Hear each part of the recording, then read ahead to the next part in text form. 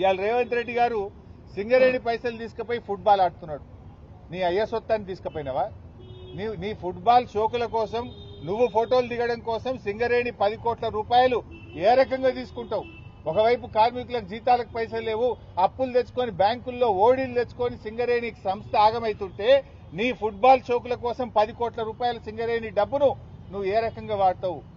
గతంలో సిఎస్ఆర్ డబ్బు సింగరేణి డబ్బు బీఆర్ఎస్ ప్రభుత్వం ఉన్నప్పుడు వాడితే ఆ పిల్లల కోసం వాడినాం. సింగరేణి పిల్లలకు ఒక మెడికల్ కాలేజీ పెట్టడానికి వాడినాం, లేదా ఒక స్కూళ్లు కట్టడానికో కాలేజీలు కట్టడానికో మంచినీళ్ళు ఇవ్వడానికో వాడినాం.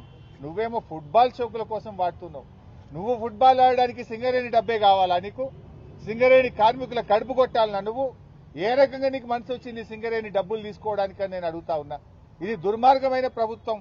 నువ్వు ఫుట్బాల్ ఆడడానికి రాష్ట్ర ప్రభుత్వంలోనే 5 కోట్ల తీసుకుపోయి స్టేడియం కట్టుకుంటావు, సింగరేణి 10 కోట్లు తెచ్చి ఆ మెస్సీతో మ్యాచ్ ఆడుతా అంటావు.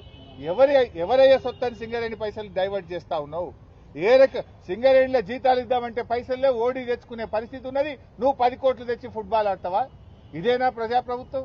ఏ రకంగా దుర్వినియోగం చేస్తావని చెప్పి నేను రేవంత్ రెడ్డిని అడుగుతా ఉన్నా.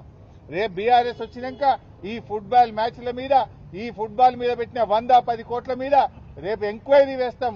దీని మీద విచారణ జరిపి ఒక్కడొక్కని బొక్కల నూపుతామని చెప్పి నేను చెప్తా ఉన్నా ఈరోజు.